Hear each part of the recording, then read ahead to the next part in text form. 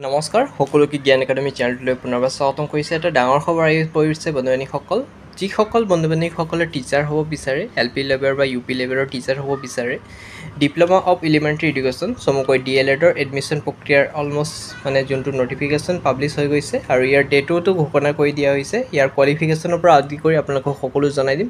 গতিকে যদি আপোনালোকৰ টিচাৰ হ'ব বিচাৰে, আপোনালোকৰ DLED বা BEd লাগিব। যদি আপোনালোকে DLED কৰিব বিচাৰে 2024ত, গতিকে এডমিশ্যনৰ টোটেল ডাটাটো আহি গৈছে আমাৰ হাতত, আমি আপোনালোকক শ্বেয়াৰ কৰি দিব ওলাইছোঁ। যিসকল বন্ধু-বান্ধৱীসকল DLED কৰিব বিচাৰে তেওঁলোকে এই ভিডিঅ'টো শ্বেয়াৰ কৰি দিয়ক, যাতে তেওঁলোকে গম পায়। বন্ধু-বান্ধৱীসকল, আপোনালোকৰ 50% লাগিব হাই ছেকেণ্ডেৰীত, ঠিক আছে। লগতে আপোনালোকে 50% লাগিব আৰু আপোনালোকৰ 10 কোৱালিফাই লাগিব, মানে হাই ছেকেণ্ডেৰীত আপোনালোকৰ 50% লাগিব।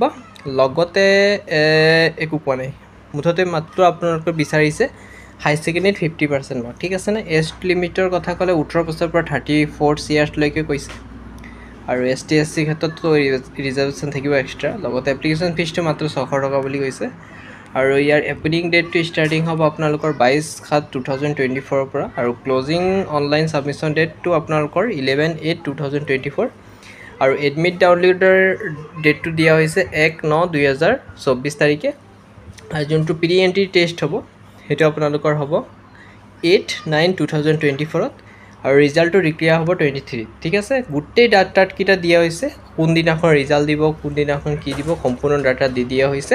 গতিকে যিসকল বন্ধু-বান্ধৱীসকলে ইণ্টাৰেষ্টেড হয় DLED কৰিবৰ কাৰণে তেওঁলোকে ভিডিঅ'টো শ্বেয়াৰ কৰি দিয়ক। গতিকে ভাল খবৰ, যিসকলে নতুনকৈ শিক্ষক হ'ম বুলি ভাবিছে তেওঁলোকে ধুনীয়াকৈ এপ্লাই কৰিব পাৰে।